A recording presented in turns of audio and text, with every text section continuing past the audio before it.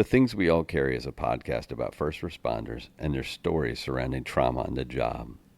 The intention of this podcast is to raise awareness and share meaningful conversation around a subject often viewed as taboo or simply ignored. Be aware this content may be graphic and it is real. It may not be suitable for children or adults triggered by this subject matter.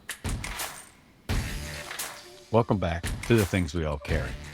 Today is Tuesday. I believe it is the 27th of February. We're in a leap year, and the reason I'm so familiar with the fact that it's a leap year is because I chose a leap year and a leap day to retire from the fire service. Call it retirement, call it separation, call it stepping aside, call it embarking on a new journey, whatever you want to call it. Right now, today, I think I'd want to call it sheer panic. It's gotten in my head, a little bit. Okay, exactly, what if I've been aware that I cuss a little bit much on these intros, so I'm trying not to, but you pardon me. What the fuck am I actually doing? Why am I stepping aside? Why have I decided to forego a steady career, one I've had for over 10 years, one I'm still capable of doing, and one I enjoy? And it kind of weighed on me today. A little bit of panic set in, and I had to take a step back. I had to listen to some advice from a couple of friends who kind of stepped up to say, hey, wait a second, let's look at what you're doing. Let's figure out how we're going to do it. And how do you structure things? Structure is an issue for me.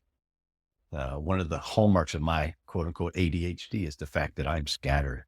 I'm all over the place when it comes to planning, when it comes to a calendar, when it comes to structure. I'm all over the place. So one of the biggest challenges I'm going to face in this endeavor is just that. Getting myself organized and following a schedule and maintaining it from day to day. Now, I've been told that making the schedule is probably the toughest part. Once I get into it, I start a routine, and routine's not bad. Routine is there for a reason, and hopefully routine leads to productivity. On the other side of that, though, is me stepping away from the fire service and the emotional impact that has. It's not easy, I reached out to another friend of mine who recently retired. And one of the things he said was the countdown was all fine and great until that last tour, until that last shift. And that's where I am now. Thursday is my last shift. This is my last introduction as an active firefighter. And in the next one I do, I'll officially be considered a retired firefighter. So Thursday's it. That's the line. And I can't even work the full day Thursday just because of the way the month falls. And, I talked to him. I said, did you go through this roller coaster, this up and down of emotions? And like I said, he said, counting down was great until you got to the end. And once you got to the end, the counting down was hard. You didn't want to do it. And it's taking that step into an unknown. Another friend described it as, breaking up or divorcing an abusive partner. And that makes sense to me because the fire service is abusive. In one way or the other, it beats us up, chews us up, it spits us out. And at the end of the day, when you walk out that door, you don't matter anymore. At least in that world, you don't matter anymore. And that's tough for us as first responders because we're used to mattering. Like we make a difference. I don't care how large or how small it is. When we go somewhere and we get put on a call, we show up and we make the lights go and make the sounds and we ooze all the way down the road. When we show up, we make a difference. That's our job. And then to think that when I walk away on Thursday, that door shuts and I won't matter to that community really, or to that department, the entity itself, you got to grapple with that. And I'm grappling with that. I know that while the entity kind of forgets you and spits you out or chews you up and spits you out, the people though, the connections you made, they don't go away. And that's what I'm banking on.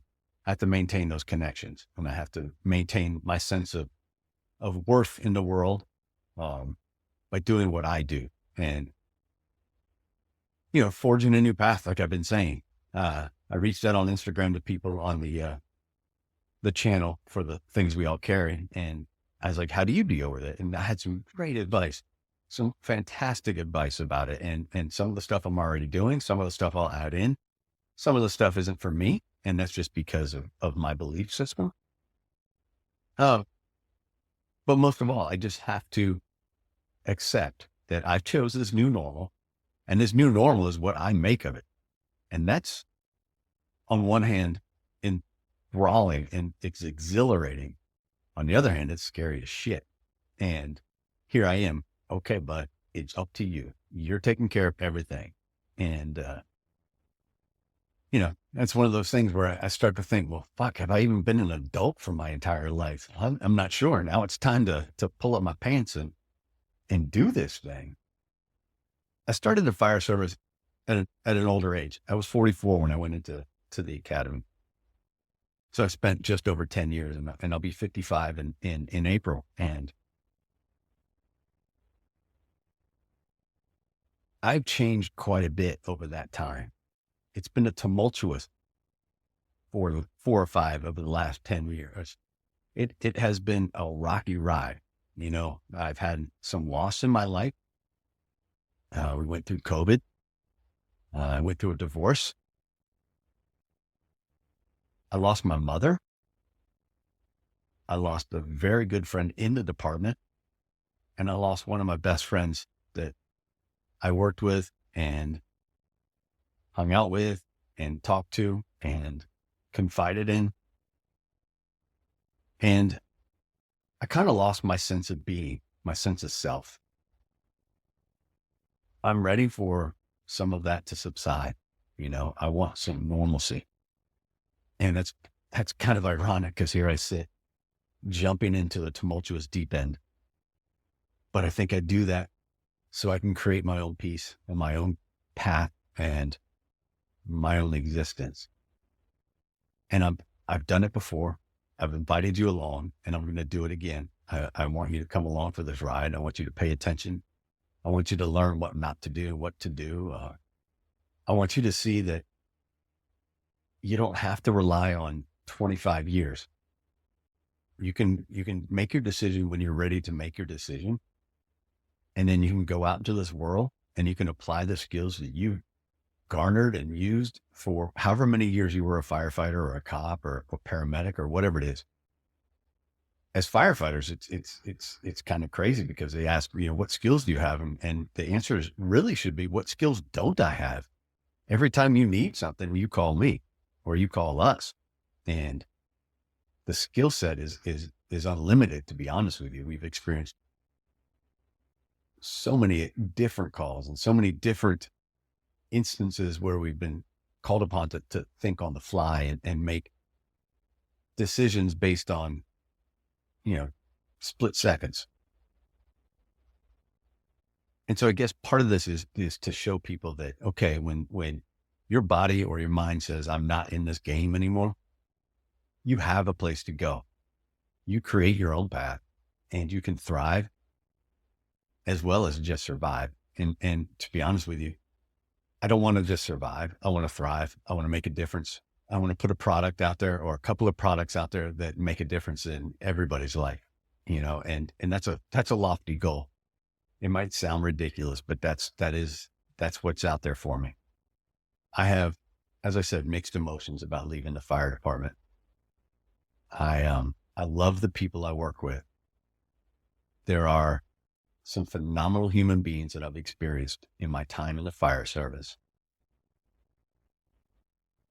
I learned some things in the fire service and I learned some things about the fire service and some things I never expected to learn, some things I never wanted to learn. And, I've seen this seedy underbelly of the fire service and it's there and it's time that we work on that as a community. We need to change some of these things. And that's part of what I want to work towards in the future. And I think that I can make that change and make a difference at a bigger level outside the fire department than I can if I'm inside the fire department. I think I'm constrained by, what I can say and what I can do. And, topics I can approach and topics I can put out there. Kind of constrained, and I want to grow this whole thing. I want to give everyone, I want every modality of treatment, every modality of therapy to be available. And I want it to be available to be spoken about and not face repercussion. I want to be open and honest with my audience and myself.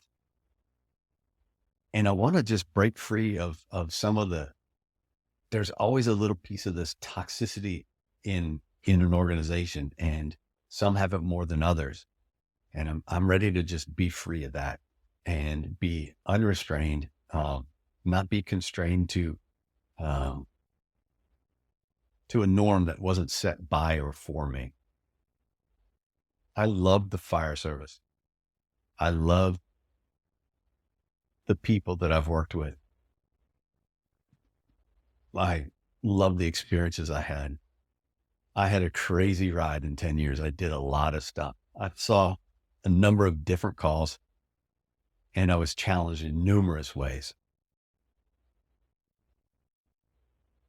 But I'm ready to do it on my own right now. I'm ready to step out and be me. And an organization like the fire department doesn't like when you are you, because they want you to conform to what they need. And I understand that, but it's not for me anymore. So I will, next time I talk to you guys, I will be former firefighter. I hope that it doesn't diminish what I bring to you. And if it does, I think that we need to visit that a little bit in itself. I look forward to seeing what's on the other side for me and creating a path. Like I said, cutting a path, creating a future, and just pushing forward. That being said, welcome to episode 107 of The Things We All Carry. Today I have Joey. And Joey is, Joey's out of Florida. He's a former firefighter, paramedic in the Panama City Beach area. He was a firefighter for 12 years roughly, and diagnosed with PTSD. And he got out of the fire service about 2.5 years ago. So this was an interesting conversation for me, because here's somebody who is recently out of the fire service and has made his way in the world outside of the fire service. And so I'm looking, when I interviewed him and he came on the show, I hadn't really announced it. So he didn't really have any idea. He was kind of speaking to me about, how to make some change and how to move forward after the fire service. And so I appreciated that conversation from that standpoint, including other standpoints, but that was kind of fascinating for me. And so it's something I want to talk to him again about. And I think we have a show coming up that we're going to schedule with myself and TJ from Keep the Promise with Joey. And we're going to talk about that progression of transition, basically. So what Joey does now is he runs a company called Conscious Movements. Conscious Movements is part of his healing journey. And, he'll get into what he does through Conscious Movements and what Conscious Movements involves and how it affects him and the people he works with. A brief synopsis of Conscious Movements is simply, it's a way to share info to create a cultural shift. And that cultural shift he wants to make in the fire service. And that's a noble idea, because as we all know, shifting a culture like the fire service is damn near impossible. And so I support what he's doing, and I hope that he is able to get that cultural shift he's looking for. I hope you guys are able to sit back, listen, enjoy, and take away a few points from this. And again, whatever questions or comments you have, just reach out to me. I'm available. Instagram, TikTok, email, whatever you need to do, reach out to me. Let me know what you think. Let me know what your questions are. I'll answer them as best I can, or I'll find someone who can answer them. So you guys sit back, enjoy, and then get out there, do something for yourself today. A quick reminder to please help us build a community which not only recognizes, but supports each other through the struggles and recovery. Reach out through Instagram @TheThingsWeAllCarry or email my story at thethingsweallcarry.com to offer support and share your story. Please remember to leave a review on iTunes and give a shout out to any first responder you know, love, or care about. Y'all enjoy the show.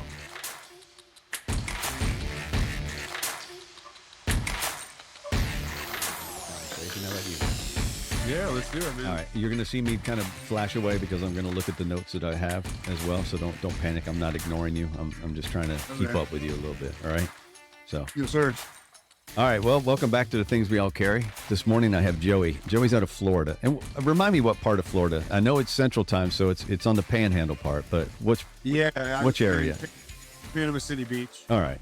So Joey's Panama City Beach, and Joey is a former firefighter, paramedic, and he did the job for 12 years. He was diagnosed with PTSD, and about 2.5 years ago, he got out of the service, and now he's on a journey, and it really is a journey that I think a lot of us are going to take when we get out of the service, and it's a healing journey, and so through that, he's founded a company called Conscious Movements, and Conscious Movements is a focus on sharing info on this, trying to create a cultural shift for first responders and anyone really, nurses, doctors, veterans that are experiencing these traumas on a day-to-day basis in their jobs. And it's just things he's learned to mitigate his PTSD and his, the emotions that he's experiencing from the job and the PTSD and the trauma. And so what he's done is turn that into a company and turn that into a message to share with everybody. And I'd like to welcome to the show this morning. Good morning, Joey. How are you? I'm doing well, man. How you doing? Thanks for having me. I'm doing great. Before we started, I made a joke about the differences on camera here this morning. The fact that you're sitting there in sunny Florida and you got a nice tan going on, and I'm up in Virginia in a dungeon, and it's cold as can be outside. So I'm a little jealous. So you'll bear with me while well, not jealous, envious. We'll go with that. You'll bear with my envy for a few minutes there. So, all right. So how are things? How are you doing? I'm doing well. I'm excited to be here, excited to share this message. Honestly, what I want to share today is stuff I wish someone would have told me when I started the job at 19. I think with a little bit of information and some skills, I think I could have still been doing the job. I think that with some information and skills, a lot of the guys who end up committing suicide would have some tools to prevent that. It's a tragedy, the rate of suicide in all our hero fields, police, military, fire. So what we're doing currently is not working. The statistics bear that out. So I think with a little prevention, a little bit of information and education, we could make a big shift.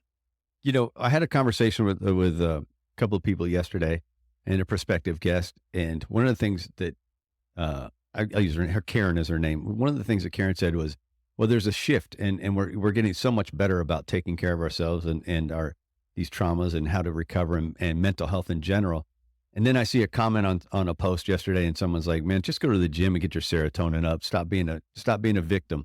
And I was like, well, no, we're not. It's still out there. It's still very prevalent. And we still need to keep pushing this so people just get it. And people still don't just get it right now. Yeah, no, so that going to the gym and just working it out is more of that kind of tough guy mentality. And that's what I did for a long time. And yeah, you get some relief, but if you're not actually addressing the traumas, you're just ignoring it. Eventually it's going to bite you in the tail. And that's what happened to me. What's the last song you listened to? The last song I listened to is a guy named Coda the Friend.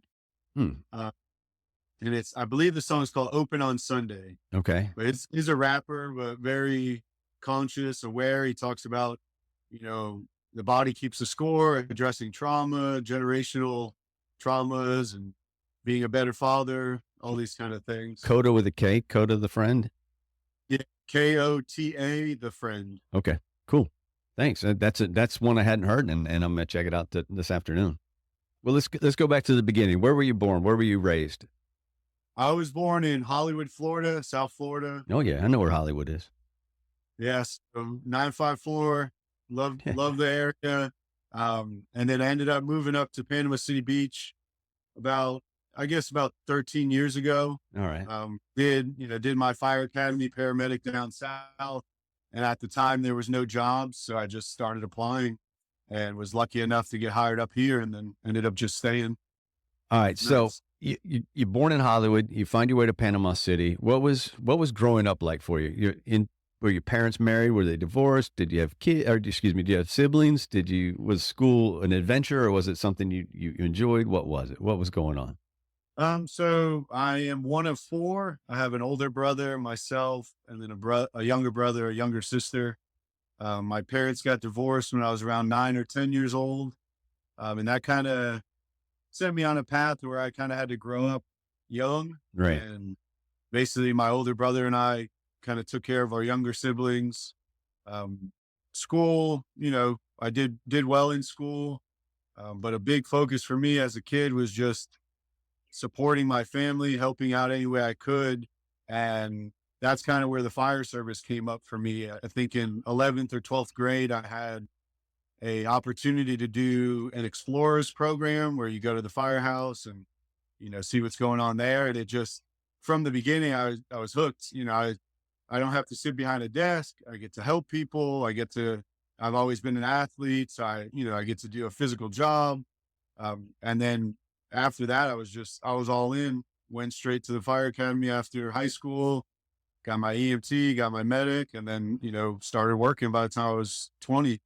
Yeah. So you're one of those guys that got into it young, and you were probably impacted a little bit earlier than most people in the fire service. If I'm going to take a guess. Say that again? I said you were probably impacted a little earlier in life with some traumas than most people in the fire service, just because of the explorer service and then getting in right after high school. And I make an argument with some people that these guys that come in at 18, 19, 20 years old, the brains aren't formally formed, or aren't formed yet, completely formed yet. And so now you're imprinting some of these traumas and emotions on a brain that's just not ready for it. And I know someone out there is going, well, 18, you can go to war. Yeah, that doesn't mean you're ready for it. I don't care I don't care that the country says you can go to war. That doesn't mean you're necessarily ready for that stuff. Yeah. Our prefrontal cortex doesn't fully evolve till like 26, 27. So that's the part of your brain that allows you to kind of take a long-term perspective, kind of step away. So 100% to your point, the job is already tough enough, but if your brain isn't even fully developed, how you kind of have no shot. And especially if you have no one showing you the way, which was kind of my experience. I think 2 or 3 weeks onto the job, I was first on scene for a young man, probably a couple of years older than me. He was riding his bicycle across the street, got hit, ends up, full evisceration, guts all over the floor. I'm first one on scene. I don't know what the hell I'm doing. You know what I mean? And guy ends up dying on scene. And the way we dealt with that as a crew was, you clean your stuff up, go back to the house. And then the next day we all went out and had some drinks together, and that was it. Yeah. It really sets the stage right there. Yeah. No. And for the rest of my career, I didn't see anything different. That is the norm, from my experience. I was going to ask you, what's the extent of the training for you in your department? And did you get anything through the academy, through when you became a rookie and on through those 12 years? Or was it just kind of not even addressed at all? I think we do somewhat, but I think it's more lip service. Mm-hmm. A big thing that I was told was the whole saying of it's okay to not be okay. But the problem I see with that is there's no one, you don't have any of your superiors just, or modeling that behavior. Right. So as a young guy, it's like, okay, it's okay to not be okay. But I see all the guys who are moving up the ladder, all the guys who are, the hard chargers, the guys I want to be. I want to be that badass fireman. They sure aren't showing any emotions, right? Or, being vulnerable or talking about what's going on.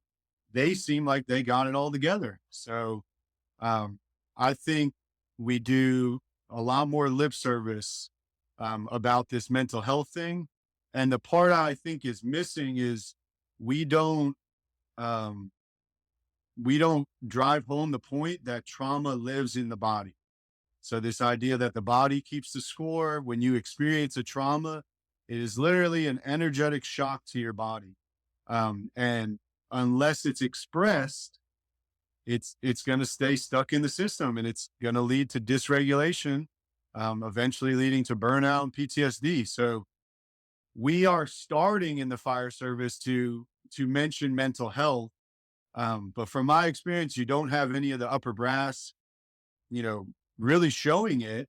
It's more of, you run a shitty call, the chief comes down, hey, is everybody okay? Yeah, chief, I'm good. I don't want to, I'm not going to bring attention to myself. So until there's a cultural shift where, as a 19-year-old guy on that first call, if my lieutenant would have shown me a different way of dealing with his stress and trauma, that would have imprinted me to then go forward. Yeah. And, when now I'm a 30-year-old guy in the service, I can help the next guy behind me. I'm not afraid to express, some emotion to him after a bad call. And that really bugs me, because that would have such a domino effect. You know what I mean? We could take these traumas that we experience on a daily basis. Every shift, you might run the worst call of your life. Instead of keeping that repressed, we could actually use those to grow as a crew, as as first responders. I hear the Navy's out there. Little flyover there, huh? Now we got the Air Force Base close by. Oh, is it Air Force Base? Okay. I went with Navy. I wasn't sure. Yeah. That's kind of cool. Well, We got Navy and Air Force. you've talked about, if they had given you the right tools, and you talk about that call at 19, and that kind of sits with you, obviously, because you don't do anything with it. So for the 12 years you're in the service, obviously that's kind of, that lays the groundwork for how you react to everything else. And you were diagnosed how long ago with PTSD? Because I know you got out 2.5 years ago, but you were diagnosed before that. Oh yeah, it's probably been three or so years. I've been out in the service for about 2.5 now. So, all right. So first of all, what does that look like for you? How do you start realizing, oh, wait a second, no, I've got something going on, and I've got to get this looked at? So it probably 2 or 3 years prior to putting in a claim for PTSD and seeking help, I was already, having issues. I was dealing with a lot of like chest pressure and shortness of breath. As a medic, I was like, oh man, I must be having a STEMI or something. So every other shift, I'd be running 12 leads on myself. And, um, you know, I never had any cardiac issue. It's a mind body thing. It was all this stress I wasn't dealing with. Um, so, dealing with the shortness of breath, getting to the point where, going to shift, knowing I was supposed to get the keys for the box that day, kind of just start getting anxious on the way there, thinking about how I could, maybe I can work with this guy so he can take the keys, or, just those things started to happen where prior to that, I was gung ho. I was ready to get the keys, whatever the worst call, I wanted to be the one there. Um, it just started to get to that point where it was like daunting to be called out to traumatic calls, and you kind of start almost hiding on scene, and hoping someone else kind of takes over. And then, probably 2 years of that, and just, realizing I was having some issue. And then I started diving into understanding trauma. And then it just became obvious to me that, I had all the signs of burnout, compassion fatigue, irritable. I was gaining weight, drinking too much alcohol, angry outbursts, hypervigilance. I couldn't be in public without thinking something was going to go wrong. Right. I had to, you have to sit with your face to the door. You can't have a door behind you, all these type of things. And then when I, said I needed help, that started that process, going to the doctors and starting to understand more about it. So when you file a claim for PTSD, do you identify a call, or is it a cumulative effect of calls? So I believe there was like 10 factors in Florida, that you kind of have to meet. And it's like, a death on scene, gross bodily injury, multiple others. And my claim was I had two calls pretty close back to back, where I had an MVA who I knew the driver of the one vehicle. He was intoxicated. He ended up killing another guy. We were first on scene. Both cars are on fire. The guy who died was ejected. The guy I knew was pretty bad, banged up. And then a couple days after that, had another rollover that involved pediatrics. So after those two calls, I had nothing left. I was, I had already been struggling, so I was already contemplating suicide. I was already dealing with these things, and those two calls that finally showed me like, hey, I cannot come back to work tomorrow.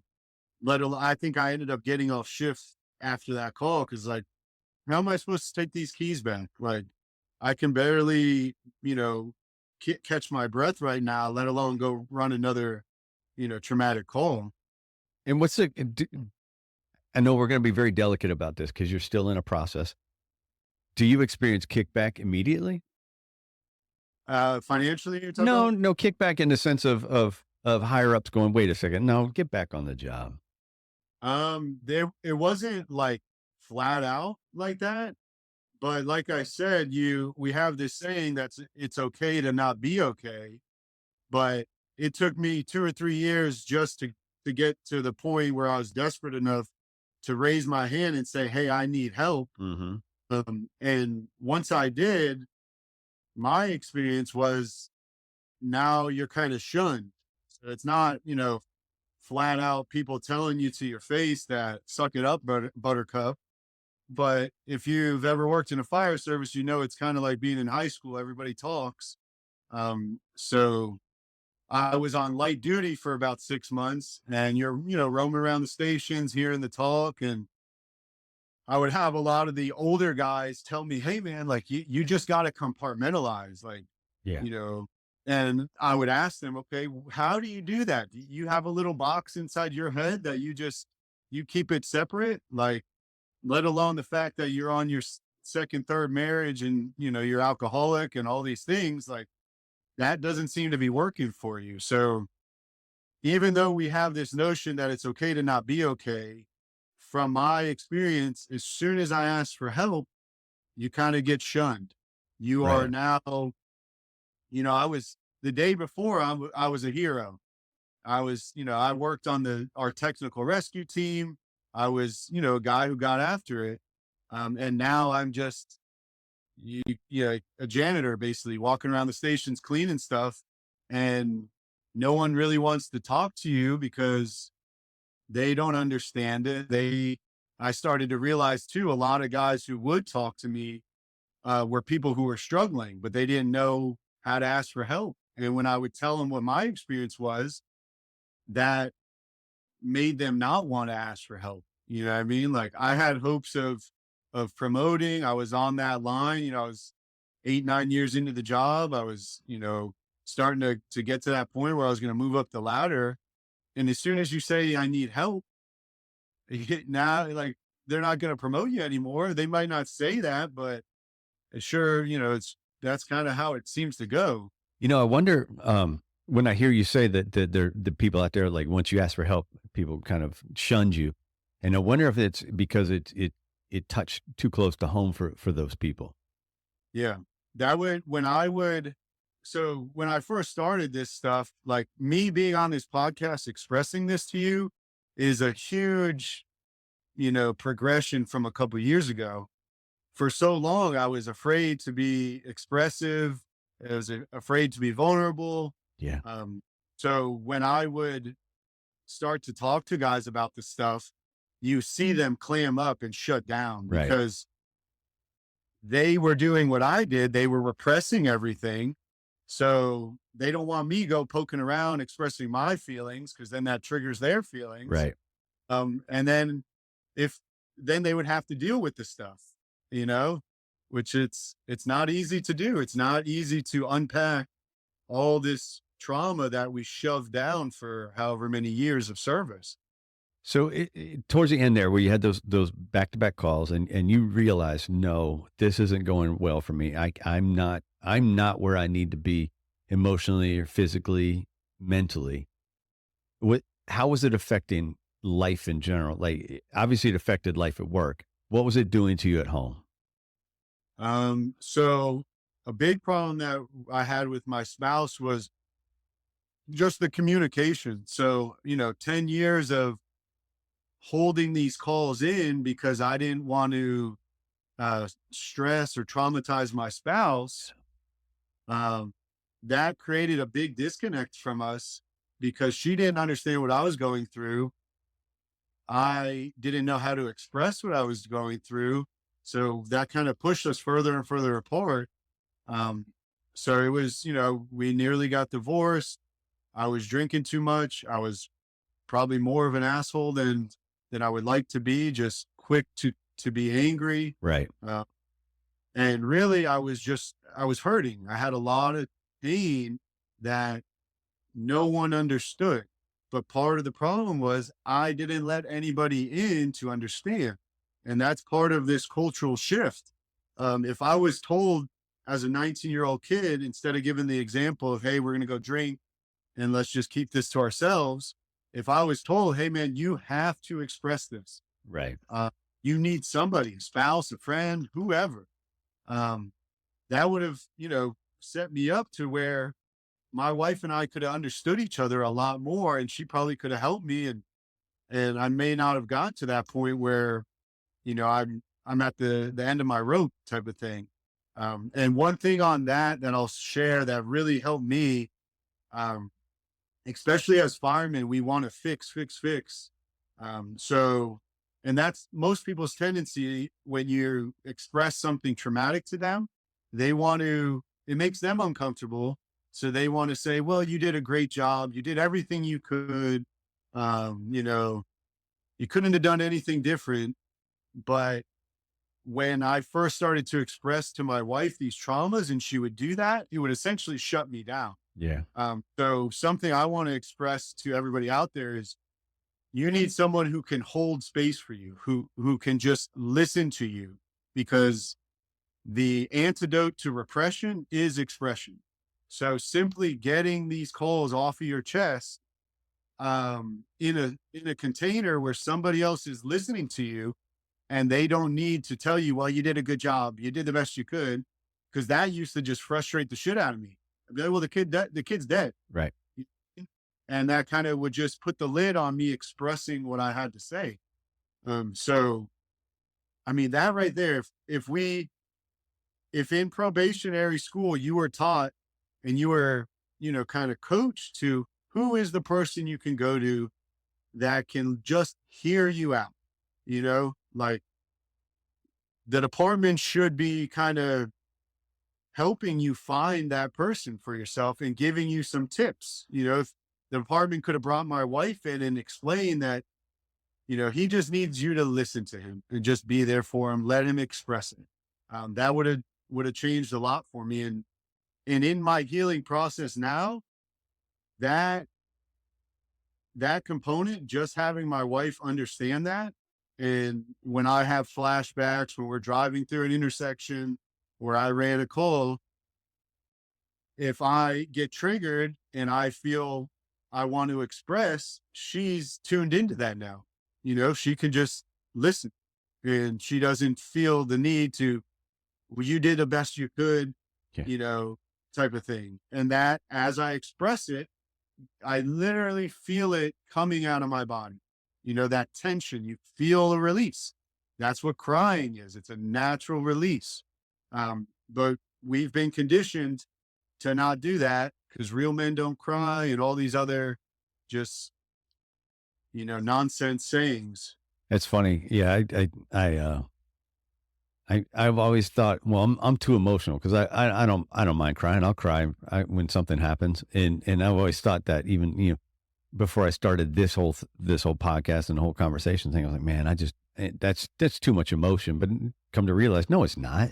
That's ridiculous, Yeah. And anyone that It's, thinks of that, thinks that about you is out of line. So, no, a quote that I heard when I first like asked for help was that crying has always been a sign of life.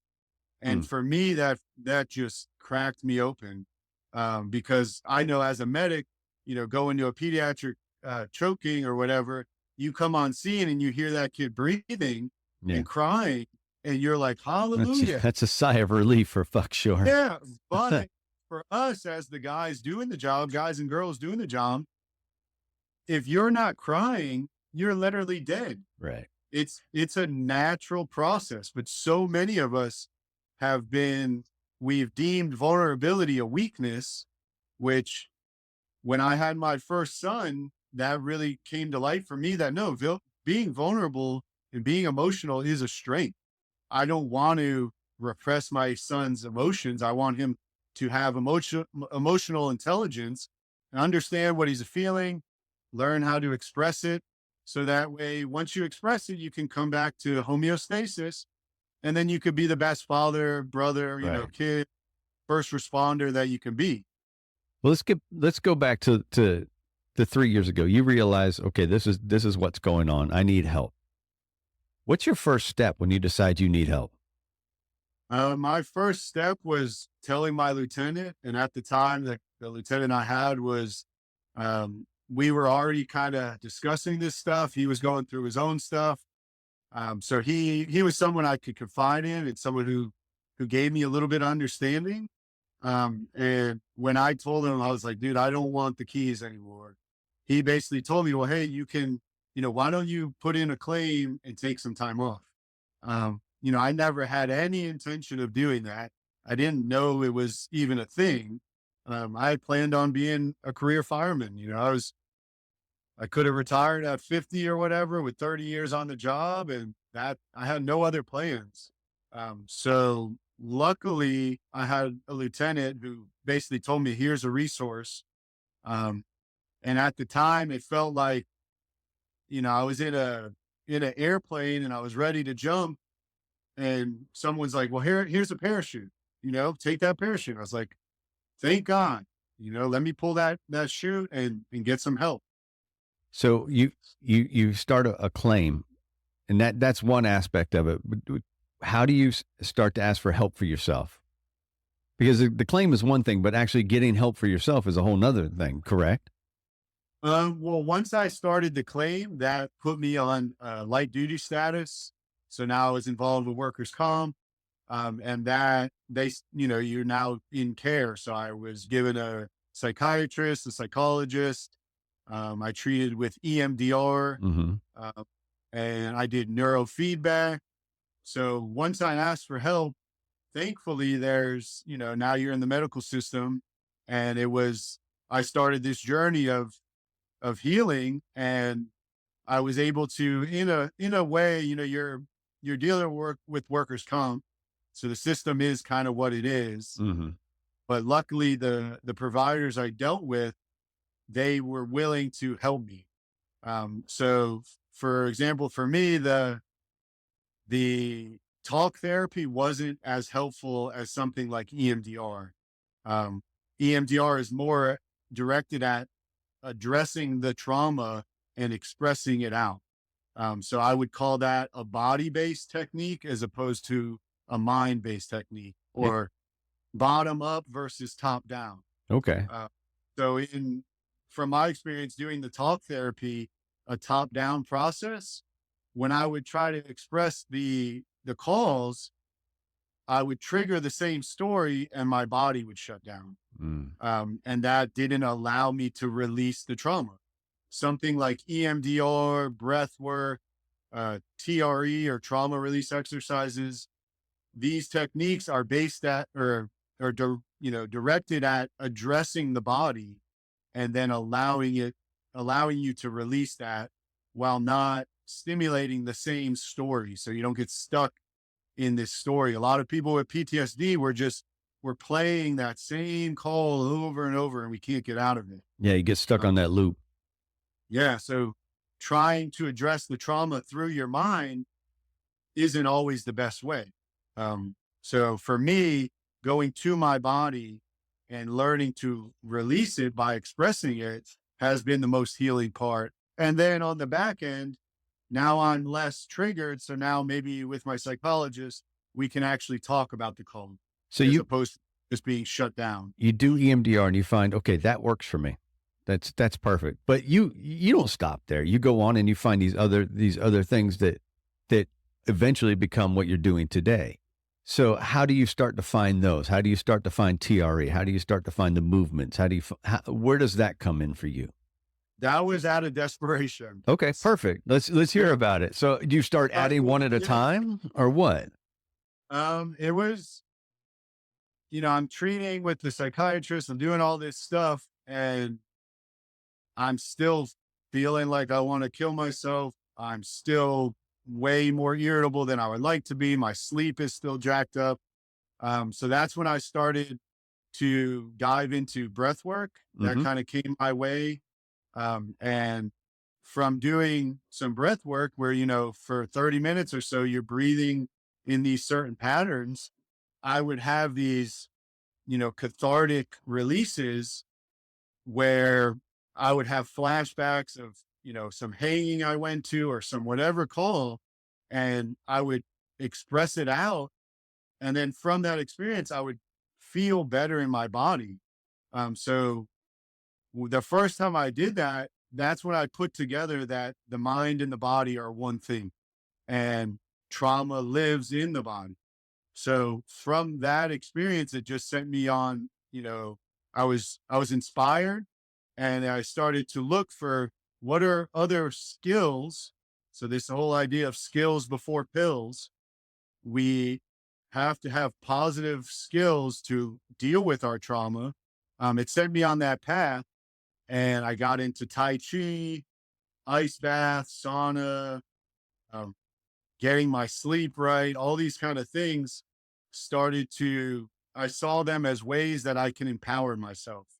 So instead of having to wait to go talk to my therapist next week, okay, well, guess what? I woke up this morning, I'm on the verge of a panic attack. What the hell can I do? And that's where I started to understand the breath and how I could use my breath to regulate my nervous system. And then it started to empower me.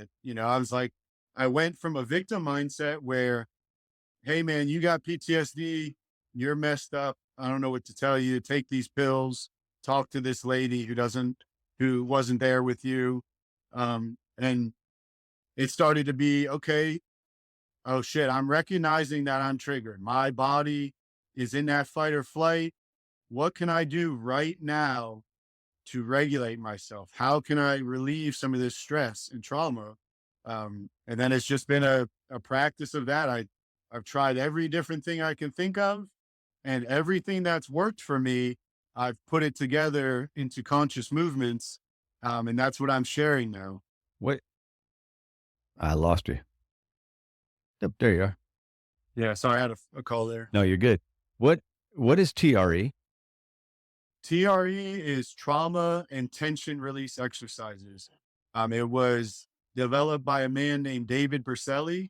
And the story that I heard about that is basically he was in war zones. And after, say, a bombing or a traumatic event, he would notice the people involved in the call. A lot of them would go to that expressing. They would be crying, they would be shaking. And after that crying and the shaking, that release, he would notice that they come back into a regulated state.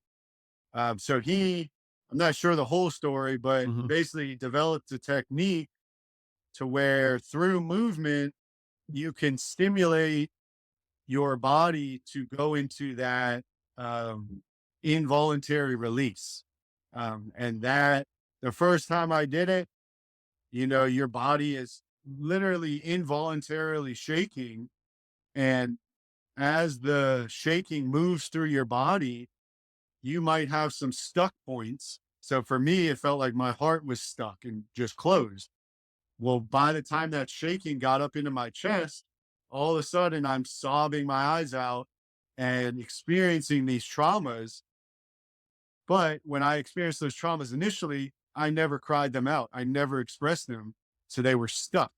So TRE, breath work, a lot of these body based techniques are ways of addressing the trauma that's stored in your body. And honestly, that I think if we put every probationary firefighter through that, it would without a doubt show them this idea that the body keeps the score. The issues are in the tissues. Stress lives in your body. And that would then set us up for understanding that we need positive ways of dealing with our trauma. Everybody that I've seen, it's mostly alcohol, repression, going hard at the gym, video games, whatever, distraction. And those are negative coping strategies. So finding positive coping strategies is the way forward. So we need to give our guys some skills. So tell me about your idea and your method of conscious movement. What is it?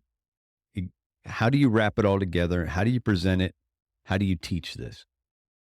So this just came to me recently because I didn't know what I was doing. You know what I mean? I had no plan of having a company around this or helping people with this. But essentially, conscious movements is the skill of self-regulation.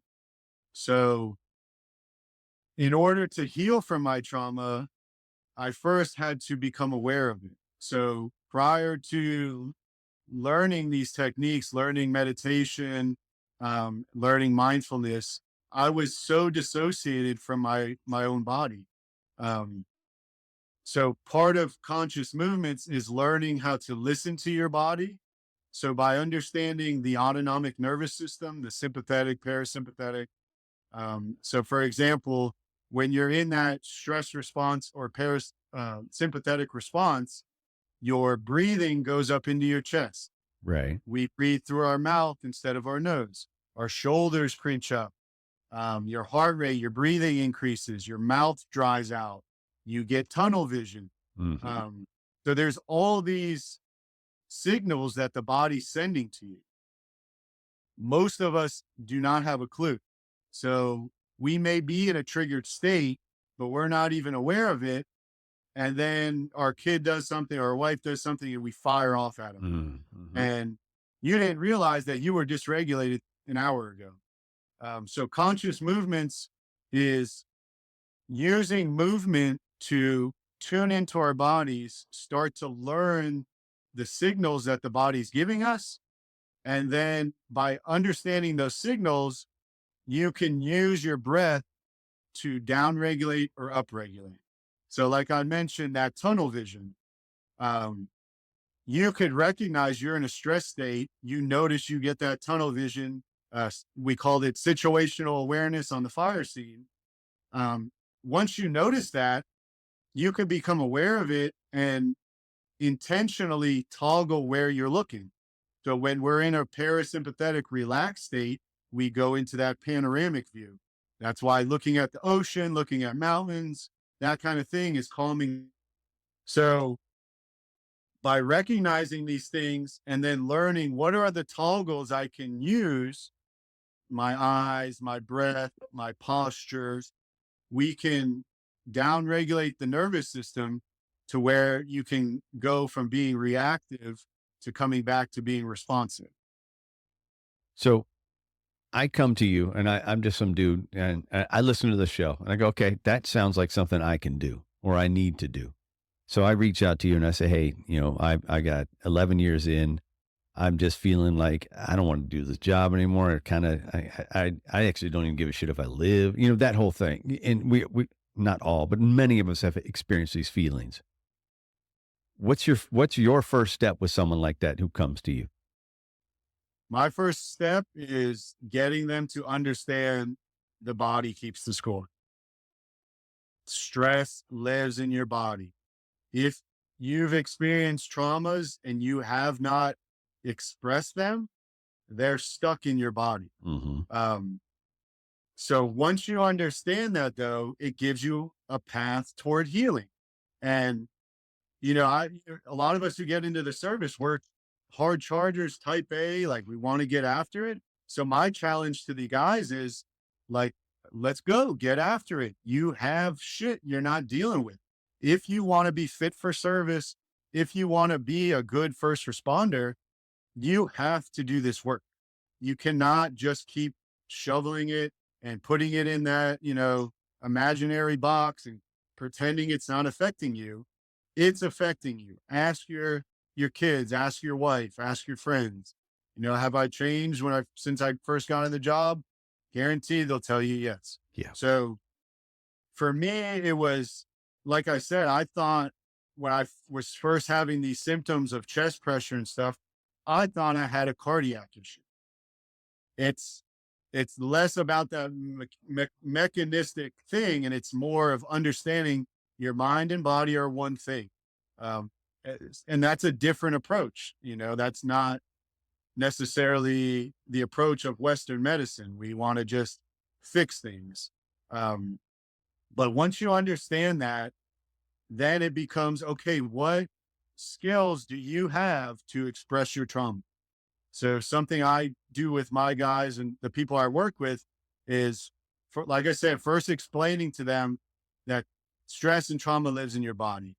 Then I'll maybe give them 10 or 15 different tools that are ways to connect with that stress and relieve it. So for example, breath work, ice bath, sauna, journaling, singing and dancing, getting in nature, TRE, meditation, all these things that put the onus back on you. Look, dude, get after it. You need to do something. Figure out what your best 2-3 strategies are and then get to work. You know what I mean? Like, come on, firemen up. Let's go. So when you do this, you're finding what you're not saying, okay, these are the 5 things I do. This is what we're going to do. You're taking something, you're going, okay, now we understand that all this shit lives in your body. And if you're not releasing it, you're going to have issues. You're going to have issues on the job. You're going to have issues at home. You're going to have issues just feeling like shit. Your body's going to be tight. Your body's going to be sore. It's going to, the whole thing.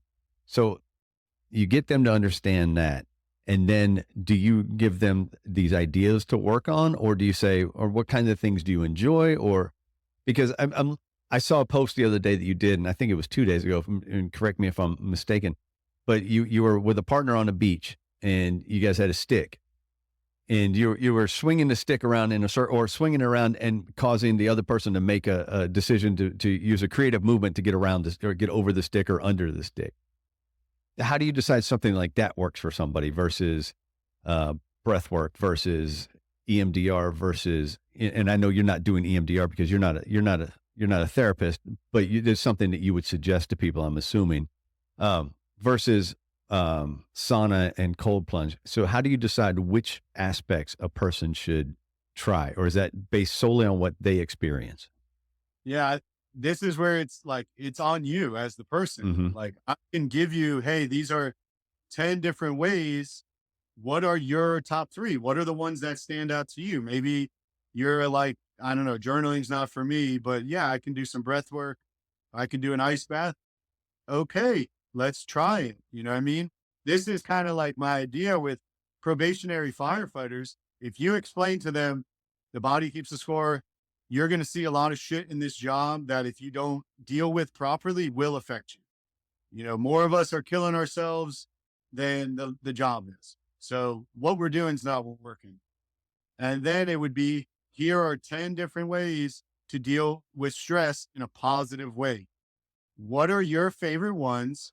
Now get to work. So when I work with someone, maybe they're interested in TRE, maybe they're interested in ice baths and breath work.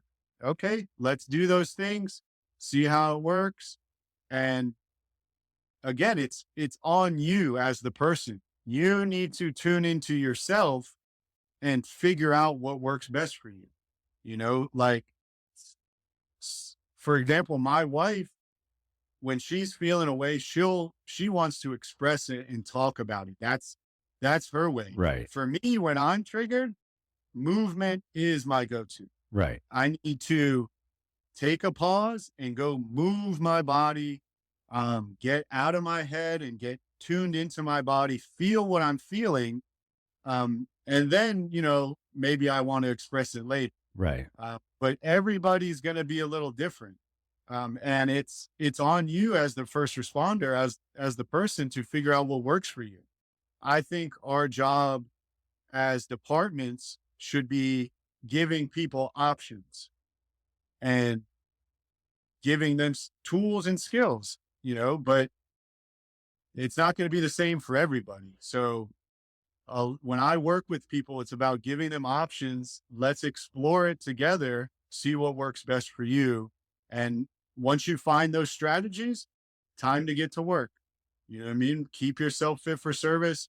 You mentioned the stick and the play thing. That in conscious movements, I do a play portion of the class, and it's intentionally bringing us into a playful state. And play is a blend of sympathetic and parasympathetic tone in the nervous system. Okay. So there's this idea of the window of tolerance. So this comes from polyvagal theory, which is a theory about the nervous system and trauma and all this stuff. But essentially, we all heard the saying that, you can only fill your cup so much. Right. So filling the cup is your window of tolerance. Something like an ice bath, I call that a nervous system exercise, Mm-hmm. because you are essentially stressing your body, and through that continual stress, you're able to make your window of tolerance bigger. So now you can deal with stress without getting triggered as much. So we can train our nervous system to become more resilient through these body-based techniques. But when you're not dealing with that trauma, basically your window of tolerance gets smaller and smaller and smaller, to where now you're just flying off the handle. Hey guys, quick break right here just to check in and thank each of you for listening to the show. Your support has been paramount, and I appreciate all of you. I have one request though. I need you to share the show with everyone you know. Help me get the word out and spread these stories as far and as wide as we can. While you're at it, please leave a review of the show wherever you happen to listen. Feel free to reach out to me at any time to share your story, to talk, or to pass on suggestions. Let's get on with the rest of the show. What does a conscious movements class look like? How's it structured? So it's about an hour and a half, and it's kind of like a yoga class. If you've ever taken a yoga class, Mm-hmm.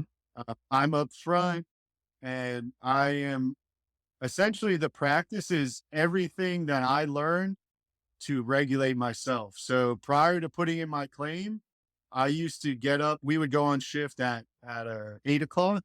I would get up at 5. I'd go down to the beach, and I would move and breathe for an hour or so, just to get to a state to where I felt, okay, I can go to my job and I'm not going to freak out. Right. So the conscious movement class is the skills that I learned to regulate myself. So the first 30 minutes of the class is something I call working in, as opposed to working out. So a lot of us who are stressed out, where everything is go, go, go, we're pedal to the metal, Mm-hmm. we're in that stress state all the time, and we don't know how to come back to the parasympathetic, that relaxation.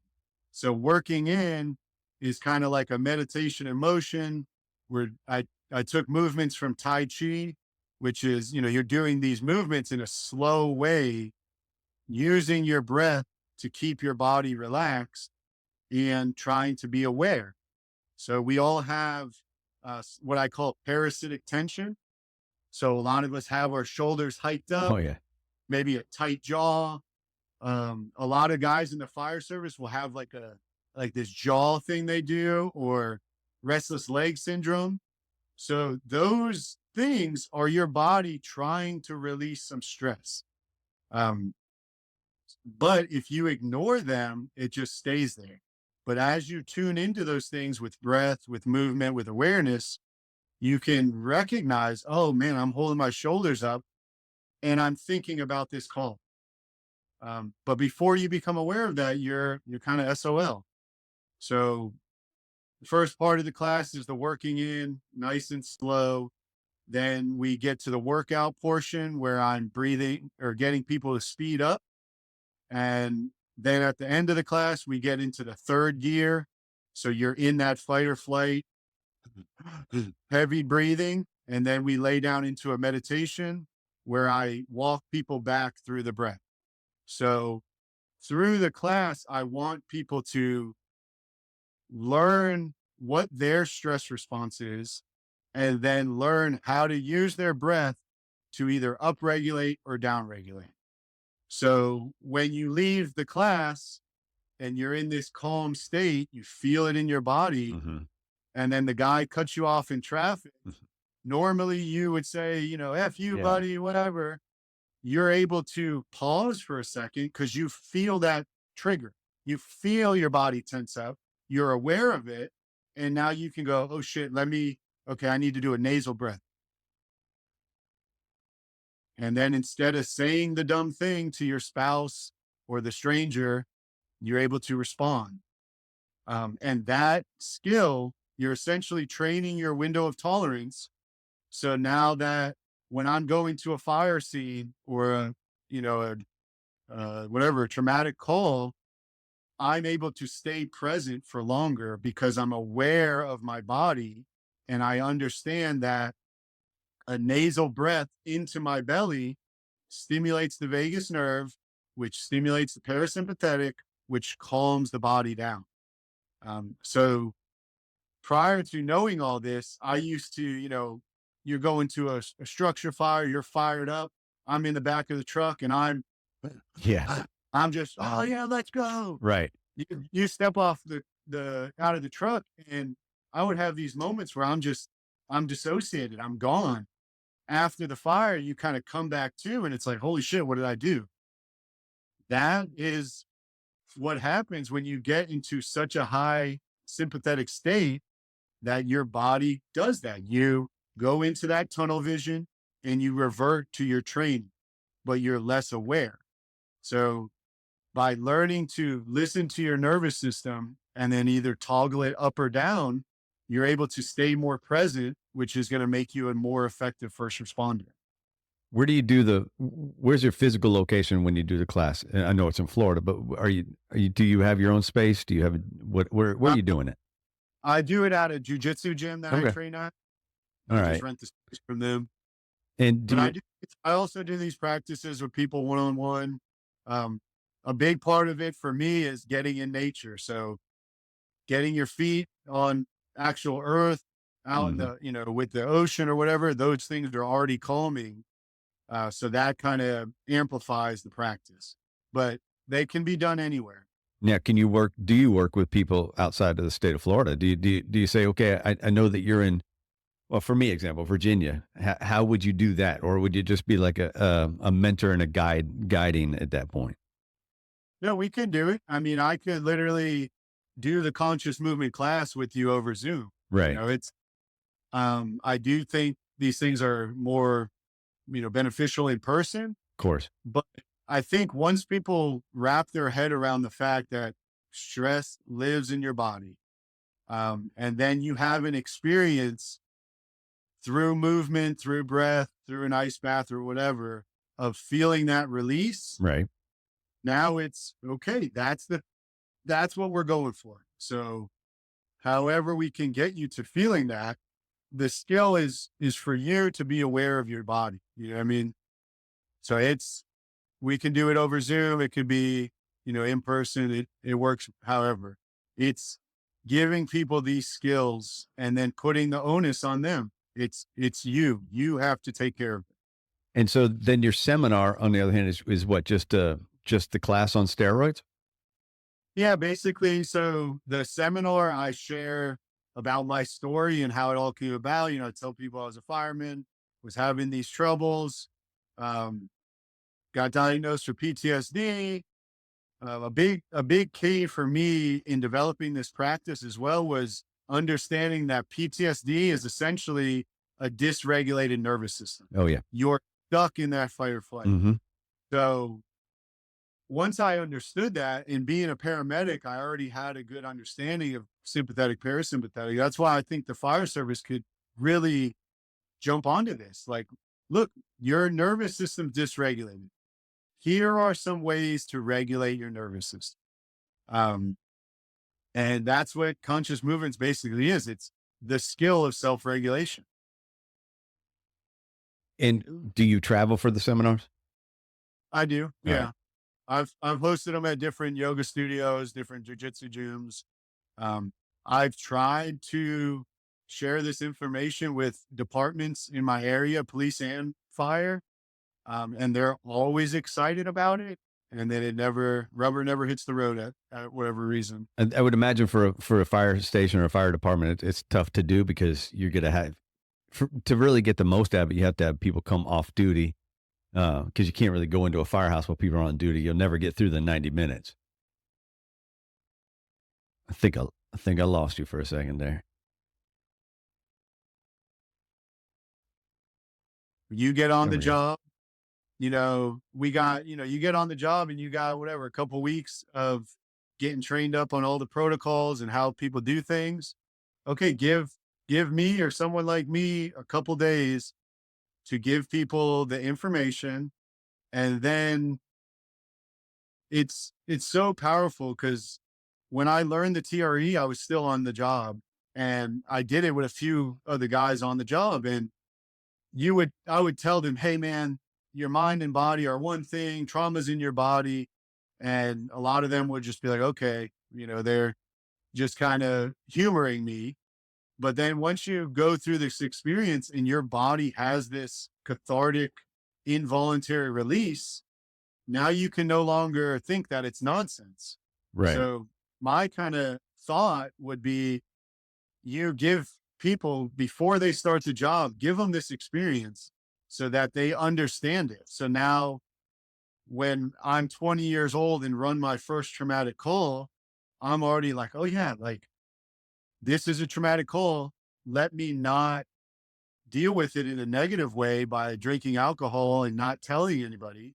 And okay, yeah, that's right. I practiced breath work with this guy on probation, or we did an ice bath, or we did TRE, or, he helped me to establish an understanding with my spouse that, hey, when Johnny runs this call, he needs his spouse just to listen. Right. He doesn't need you to tell him anything.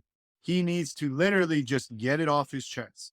Basically, when you go out, you need a space, you need an audience, and what else for a seminar?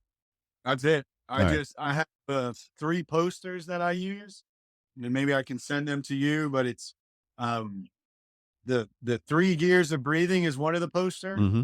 It's essentially the biggest takeaway, because when I started to learn breath work, it was confusing. Where a lot of the guys in the service know what box breathing is, right? Mm-hmm.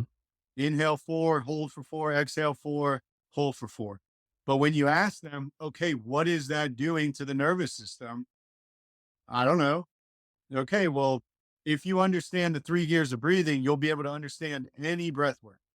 Okay. So essentially, inhale through the nose is the gas. Right. Inhale through the mouth is the turbocharge. Mm-hmm. Exhale, nose or mouth is the brake. So box breathing is essentially a 4-second inhale and a 12-second exhale. So that is a parasympathetic dominant breath, which is a down regulating breath. Mm-hmm.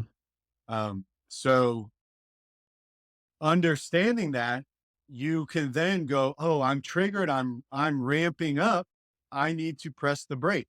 So as I extend my exhale, that's pressing the brake.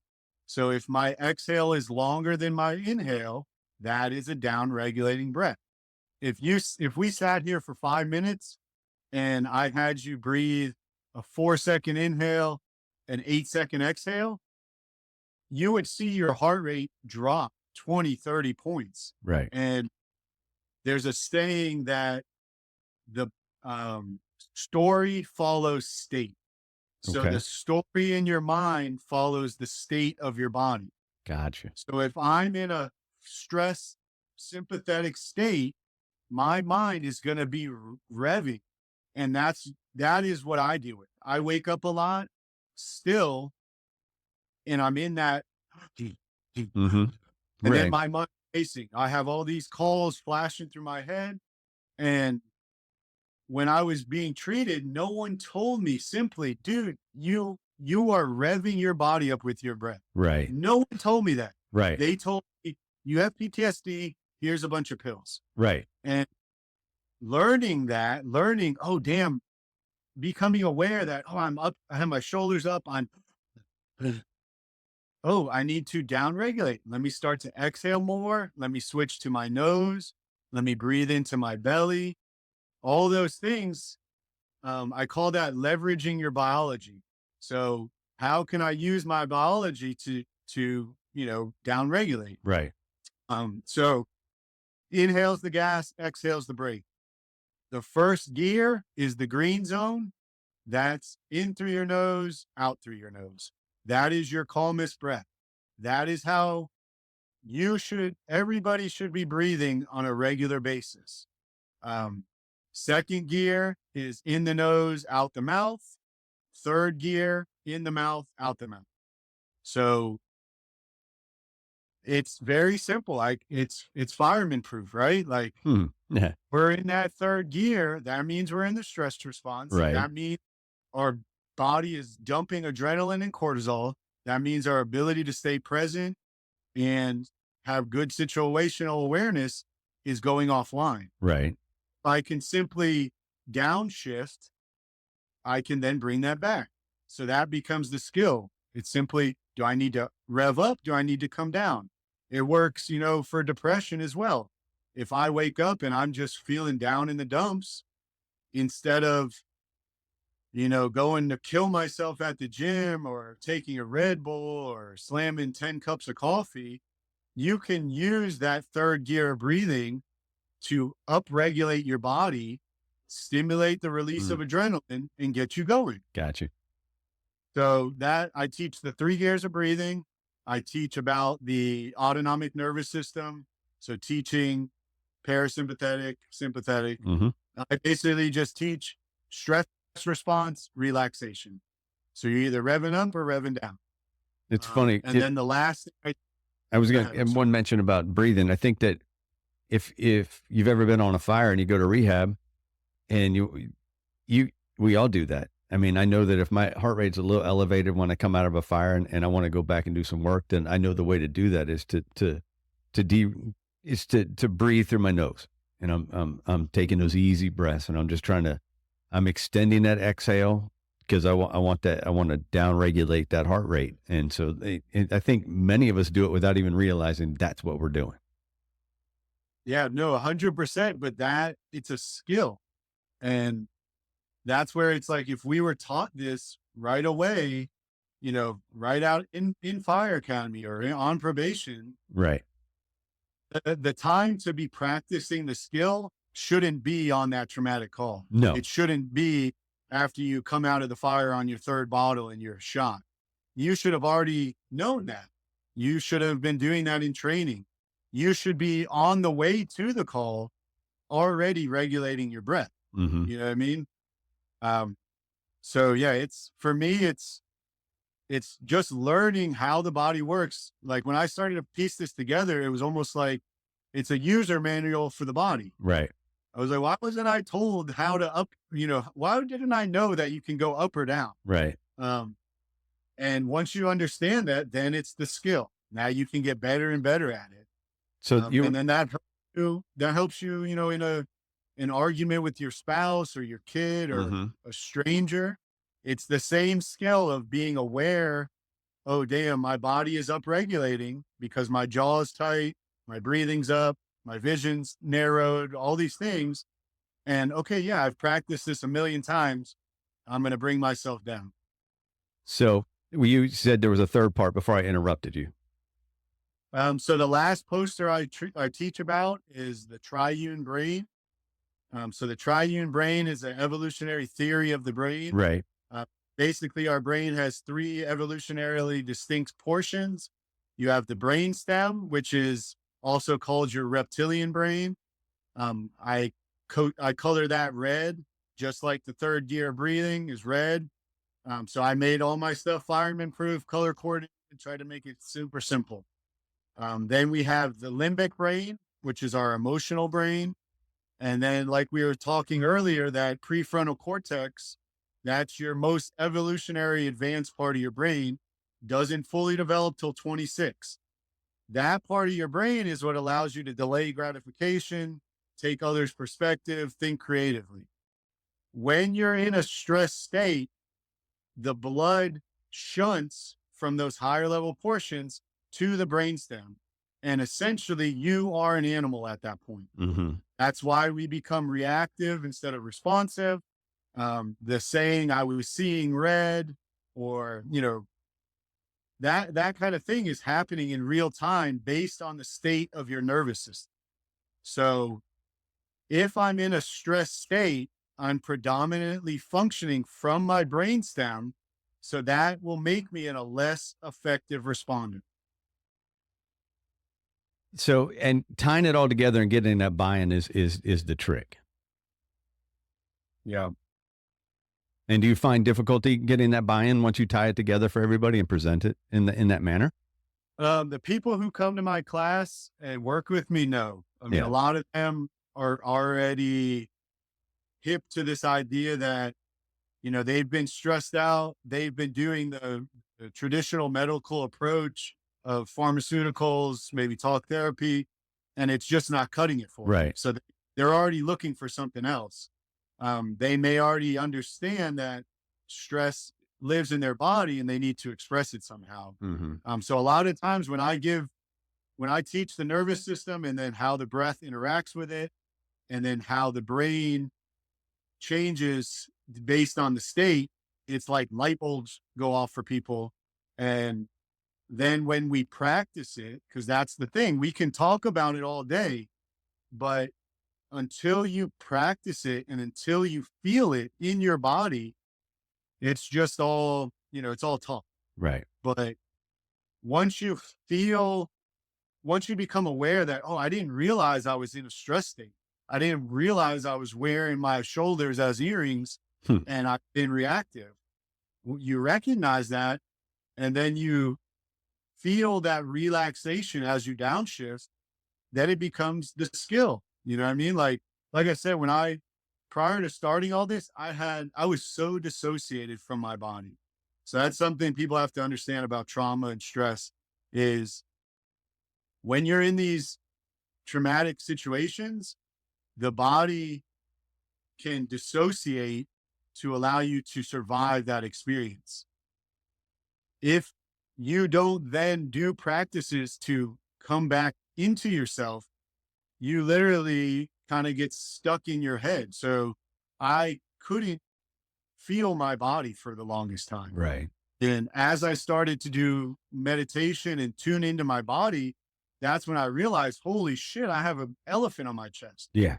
Prior to that, I didn't even have a clue. You know what I mean? But it was there. I was just unaware of it. I kind of lost where I was going with that. No, I think you were kind of going over how you discovered that it worked for you. And my question was, how do you get buy-in? But you're right. If you're coming to your class, they're already thinking that something is going to benefit them. And so on these seminars, do you find difficulty getting some buy-in, or once you kind of lay it out like that, people go, yeah, now this makes sense. And then they can take little bits and pieces as they go. Yeah. Like I said, when I do the seminars, people are already coming for it. I haven't had the opportunity to teach this in fire or police stations, which is where I want to teach it, because that's where they're the guys that really need it. But for me, I think something like TRE, breath work, ice baths, something that it's like, okay, we can talk all we want, but look, let me put you through this experience. and you feel it. And that's why I said, it's like, if we did that for every probationary firefighter, Right. they wouldn't be able to dismiss it. You know what I mean? I don't have to convince you, once you've experienced this release through the breath or through trauma, the exercise, trauma release exercises. And I think that would be the way to get buy-in, is to give people these experiences. And then they, it's no longer a theory. It's a felt experience. But I don't think you can't just talk somebody into doing it. They have to experience it. But So, once you experience it, there's no going back. so You know what I mean? from Now where, you know. from where Shit, you, I keep talking over you, man. I'm sorry. We'll try that again. So once you experience, you can't go back is what you said. Yeah, the first time I experienced that feeling of trapped energy in my body, and then the release, which is that quote I gave you, it's always been a sign of life to cry. Mm-hmm. I was dead inside. I was the Tin Man. I had no heart. I had turned it all off. I had shut my emotions off. I was numb. When I had that feeling in my body and that release, it was like coming back to life. And then it sent me on this journey of, now I was getting more in tune with the felt sense of my body. Mm-hmm. When I feel that constriction and that shutting down, I know, okay, I need to express it. And now, almost 3 years later, I still struggle. I still have anxiety. I still have panic attacks. I still get triggered, but I am much more attuned to it. For example, for me, my stress response is a tight jaw and a tight chest. Everybody has what I call a specific stress response. So for you, it might be you clench your hands, or you crunch up your shoulders. Some people, their stomach gets upset. Maybe you start sweating, or all, what I mean? Whatever it is, that's the language of the nervous system. So the more in tune you get with that, the more able you are to recognize when you're getting dysregulated. And then you've practiced the skills of coming back. So in general, where are you today with everything? How are you doing? You mentioned you still have anxiety, you still have some attacks, but you're able to regulate it a little bit better and react to it a little bit better, correct? Correct. And what's life like today for you after 3 years after a diagnosis, and 2.5 years after leaving the fire service? I still struggle with the stuff, but when I started to go down this path, it took me out of the victim mindset. It gave me skills. It became empowering. I mean, still have anxiety. I still get triggered when I go by certain places, but I'm not a victim to it anymore. I can recognize it, and I have the tools to work with it without needing some therapist or somebody with me. So life, is good. I got 2 beautiful kids. I have a beautiful wife. We have a great marriage. Every time I talk about this stuff and share it and express it, I further regulate myself. You know what I mean? That was a big eye opener for me when I first started talking about this. Simply expressing it is healing. Right. And that's part of the problem. We don't express. We are the tough guys. We have this notion that, well, we signed up for it, suck it up, buttercup, all this stuff. So all that being said, I mean, I'm at a great place in my life. This idea of post-traumatic growth or purpose. Mm-hmm. So transforming the traumas that I've dealt with and using them to empower myself and help others to empower themselves is a healing process in itself. Yeah. So, I mean, the biggest thing I would want to, drive home is this stuff doesn't just make everything go away. It's not you do one breathwork session and everything's great. You're learning the skill. Mm-hmm. And that skill is something you're going to need to practice for the rest of your life. Now, if I had these skills prior to 12 years of repression, Right. I think I could have still stayed on the job. I Mm-hmm. think I have been able to, it's kind of like a pressure tank, right? It has a Right. relief valve. Yeah. So breath work, TRE, journaling, expression, all these things are that relief valve. Right.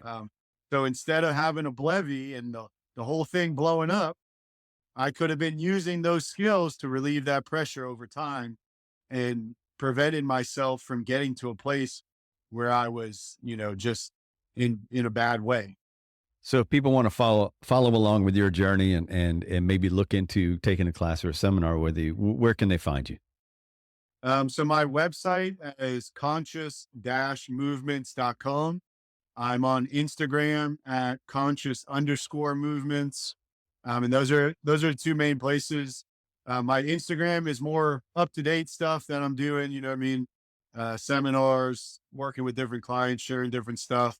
My website has more resources as far as videos that get into the triune brain, Mm-hmm. polyvagal theory, breath work. It has a lot of the books that I read that gave me the understanding of what's gone on. So I encourage anybody to check that out. And feel free to reach out to me. My contact information's on Instagram and Conscious Movements. I would love to work with anybody. Really, my message is we in these fields we are not doing good. No. I'll say it again. We're literally killing ourselves more than the job is killing us. So it's time for us to wake up as a service. What we're doing is not working. The tough guy act is not working. If it was, we wouldn't be killing ourselves like we are. So we need to develop skills. We need to understand stress and trauma. We need to understand the mind and the body are one thing, and we need to learn skills to empower ourselves so that we can be the best first responders we can be. I shouldn't be showing up to anybody's, you know, mother, brother, sister on their worst day of their life because they're calling 911. I should show up there and be able to be present, be able to be compassionate, be able to be open. I shouldn't show up as a salty dog who is just, all right, let's go, who has no compassion, who has no empathy. And that's unfortunately what a lot of the guys do. Right. We get to that point where we're jaded, where we shut our heart off, and it's not helpful for anybody, you know. But I think that has been the culture because we haven't understood how trauma actually affects Right. us. We're given these hashtags of it's okay to not be okay, but no one's actually doing the work. I haven't seen when I was on the job, I didn't see any of my lieutenants or any of my chiefs expressing and being vulnerable and showing emotion. So until we have that cultural shift, we're going to keep putting our heads in the sand. We're going to keep killing ourselves left and right. And all this stuff I am preaching and wanting to share is what I wish someone would have told me when I was 19 and I started the job. You know, what I mean, when I got on, it was like, man, you're going to see some crazy shit. And I was like, cool, let's do it. I want to see cool stuff. You know what I mean? Like, Right. I remember being the kid asking the seasoned guy, like, what's the worst call you ever been on? And now I'm like, man, that's such a bad question to ask. Like, it's Yeah. so, It's a terrible question to ask. but as like getting into the job, you want to do cool stuff, but we're not told that, hey, all those calls you run are going to take a toll. Um, so I think there's so much prevention that could be done in this thing, just by simply educating people, giving them some tools, you know what I mean? And then putting it on the guy. If you want to do this job, it's your responsibility to be fit for service. If you're experiencing these stress and these traumas, and then you go off duty and you drink a bunch of alcohol and you don't do anything positive to deal with your stress, eventually that's going to, it's going to bite you in the ass. So I want to challenge everybody in these fields. Take responsibility for your stress, take responsibility for your trauma. Your spouse needs it, your kids need it, the citizens that you respond to need it, and most importantly, you need it. You know what I mean? There's this idea of I, we, all.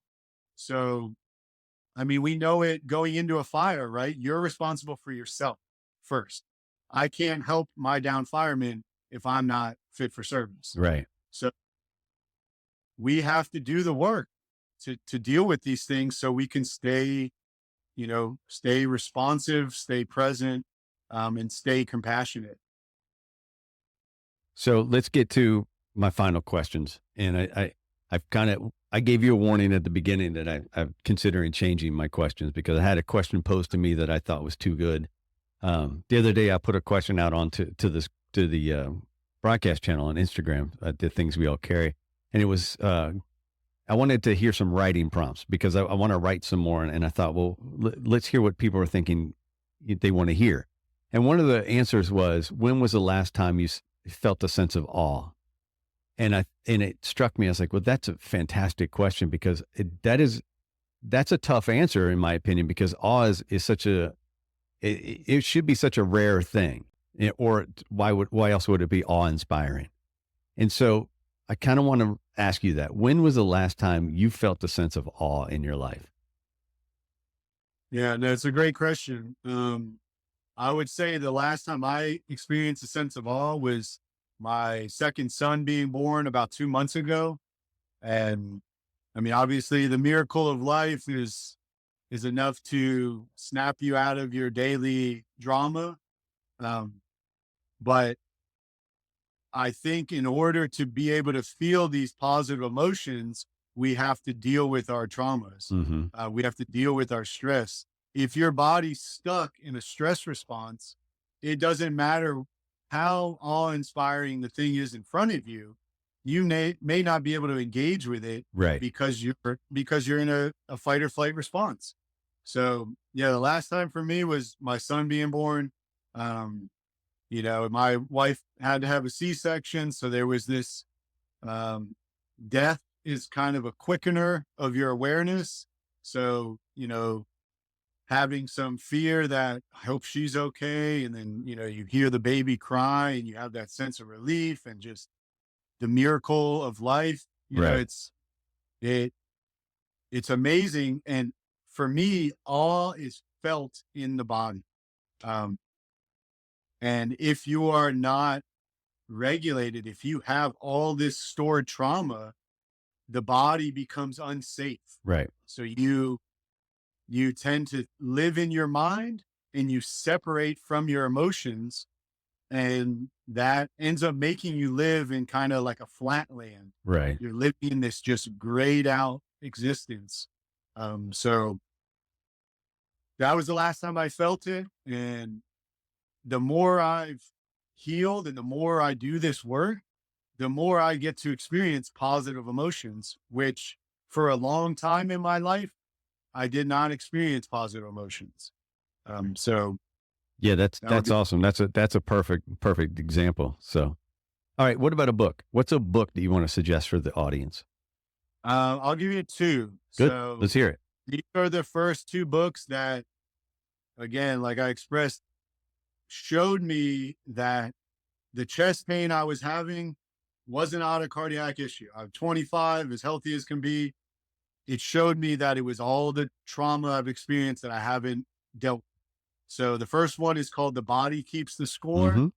Mentioned that multiple times, by a man named Basil Vanderkolk. Mm-hmm. I don't know if I'm saying his last name correct, but that's kind of the Bible on this mind-body connection. The issues are in the tissues. Stress lives in our body. The second book is called Waking the Tiger. It's by a man named Peter Levine. And it essentially describes how trauma stays stuck in our body. So the way he discovered what he calls somatic experiencing, it's similar to the TRE, So how the body naturally wants to release. The way he discovered it was he was in the savannah. He saw a lion chase a gazelle. The gazelle got to safety. And once the gazelle was safe, it started to spasmodically just shake for a few minutes. Then the shaking stopped. And then the gazelle just goes on its way like nothing ever happened. So he hypothesized that any stressful traumatic experience is an energetic charge to the nervous system. And unless it's released through crying, through shaking, through movement, through breath, it gets stuck. Right. And that's where, in order to deal with that trauma, you have to go to the body. When you go to the mind, the story can keep that trauma stuck. But kind of like shaking up a snow globe, if I have you breathe in an upregulated state, that's going to kind of rev up everything in the body, loosen it, and then you can re-experience it, you can release it. So those two books absolutely changed my life. They empowered me to take a more empowered approach to my healing. Like I said, I don't have to be in the therapist chair. Once I learn how to do breath work, or once I learn the TRE technique, if I'm feeling stressed out, I can go in my backyard, do the movements, and have that release. And then you get better and better at it. And that's why I say, if we're taught this as first year firemen, you just going to get better and better at it. And then that's how you have a cultural shift to where now you're a 20-year-old guy getting on the job, and you got this, hard charging lieutenant, and he's dealt with his trauma. So he knows how to hold space for you. He knows how to express, that it just shifts everything. And now traumatic calls can become galvanizing events for crews, instead of what we're doing now is you have a round table. Yeah. Everybody goes, "How's you doing?" And everybody goes, "We're good." Yeah. Yeah. Cool. Just a big All right, thumbs what's up for dinner? Yeah. Yeah. And I say that, and I'm not saying that to shit on the guys and what we're trying to do. No, but I get we it. need to do more. Like, I think the Chiefs, when I needed help, they were trying to help to the best of their ability. Right. But if you as a chief have not experienced how the stress you've dealt with is stuck in your body, and how it's making you less responsive and more of a, quick to anger and all these things, you can't then lead from the front. Hey, like you're going to come say, "Hey, Joey, how you doing?" in this kind of distant way. You're not actually feeling me. You're not actually being vulnerable. So me as the young guy, I'm good, Chief. Right. I'll suck it up. I'll go home. I won't tell my spouse. I'll pour me a nice strong drink, and I'll try to compartmentalize. So thank you very much. I enjoyed that conversation, and hopefully we can get some people pointed at least in your direction to ask questions and see what you can do with a few, these movements and these ideas, and see if we can start a conversation around it. And I think that was the purpose of today. And I appreciate you coming on and spending close to 2 hours with me. Absolutely, man. It's like I said, the more I talk about this stuff, it's such a reminder to me that the antidote to repression is expression. It's really that simple. The shit that you're stuffing in your chest, you have to get it out. You have to express it in a positive way. So having conversations like this, it cracks my heart open. It makes me feel so good. So I really appreciate you sharing this. And again, I just want to put the challenge to everybody out there in these fields. It's time to deal with your shit. I want whoever's coming to my house when I call 911 to be present. If you're going to be taking care of my son or my wife, it's your job. You signed up to do this. So take care of yourself so that you can be the best responder that, that your citizens, that your community deserves. Also want to share, I have a conscious movements online program that I put out recently. It's essentially like this conversation. It's everything I wish someone would have told me prior to starting the service. So it's the education and the framework around what conscious movements is, what stress is, what trauma is, how it affects the nervous system, how you can use your breath. It's teaching you, it's kind of giving you that user's guide for the body. And then it's a guided movement class to practice that skill. So the skills before pills, the skill of self-regulation. So that's what the program is. We're running a sale right now. It's $20. Honestly, like I said, if I would have had this program 10 years ago for $20, I'd probably still be a fireman. So putting this program together has, been a lot of fun, and the more I share with people and see people take that self-responsibility and start practicing these skills, it's an amazing thing. So I encourage anybody to check out that program. Reach out to me if you have any questions, and just thank you for listening to this conversation. Perfect. Go enjoy the rest of your day down there in the sun. Yes, sir. All right, man. Take care. Yes, sir. Thank you very much, and we're out. Thanks for listening to another episode of The Things We All Carry. Head over to the website, thethingsweallcarry.com, for show notes, resources, and to sign up for the newsletter. Until next week, take care of yourselves and remember to check in on each other.